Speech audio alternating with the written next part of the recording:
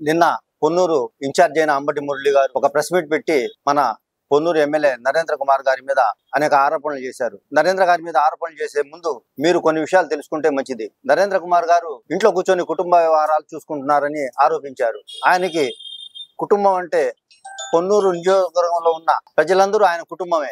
నిరంతరం ఆ కుటుంబం కోసమే ఆయన ఉదయం నుంచి రాత్రి నిద్రపోయే వరకు నిరంతరం శ్రమించడానికి ఆయన ఎప్పుడు ముందుంటారు. వర్షాలు పడ్డప్పుడు మొట్టమొదటిగా పొలాల్లోకి వెళ్లి ఏ మేరకు నష్టం వాటిల్లిందని చెప్పి సంబంధిత అధికారులతో సమీక్షలు జరిపి వాళ్లకు తగిన సూచనలు ఇచ్చి రైతులకి అండగా నిలిచిన వ్యక్తి ధూళిపాళె నరేంద్ర కుమార్ గారు. అంబటి మురళి గారు, ముందుగా మీరు గతంలో ఎప్పుడో రాజకీయ పాఠశాల ఎన్జి రంగారావు గారు ఏర్పాటు చేశారు. మొట్టమొదట మీరు ఒక రాజకీయ పాఠశాలలో రాజకీయాలు ఎలా అనేది ముందు అది నేర్చుకోవాలని చెప్పి నేను ఈ సందర్భంగా తెలియజేస్తున్నాను. ముందు రాజకీయాలు తెలుసుకొని మీరు మాట్లాడండి. మీరు కేవలం ఈ ఆరోపణలన్నీ మీ ఉనికి కాపాడుకోవటం కోసం తప్ప రెండోది కాదని చెప్పి నేను ఈ సందర్భంగా తెలియజేస్తున్నాను. చిల్లర నాయకుల్ని వెంట వేసుకొని పొలాల్లో తిరిగి భోజనాలు చేస్తే సరిపోదు.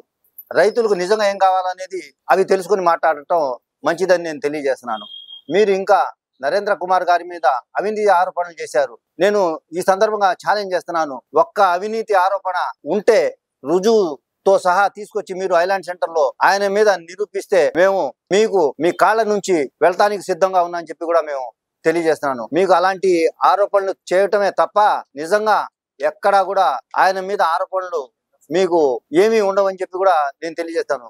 మీరు ఇకనైనా ప్రజా మన్ననను పొందే విధంగా ప్రవర్తిస్తే మంచిదని కూడా నేను తెలియజేస్తున్నాను. ఇంకా 2029 అసెంబ్లీకి 4 సంవత్సరాలు ఉంది. మీరే మీ నోటితో చెప్పారు నరేంద్ర కుమార్ మీద సరైన ప్రత్యర్థి లేదని చెప్పి. ఈ 4 ఏళ్లు సమయం ఇస్తున్నాం. సరైన ప్రత్యర్థి కోసం ఈ 4 ఏళ్లు మీరు కష్టపడి 29లో ఆయన మీద పోటీకి నిలిపే విధంగా కృషి చేయాలని చెప్పి కూడా నేను ఈ సందర్భంగా తెలియజేస్తూ, రాబోయే రోజుల్లో మీరు మీ విధానాన్ని మార్చుకొని ప్రజల మన్ననలు పొందే విధంగా చేయాలని చెప్పి కూడా ఈ సందర్భంగా తెలియజేస్తున్నాను.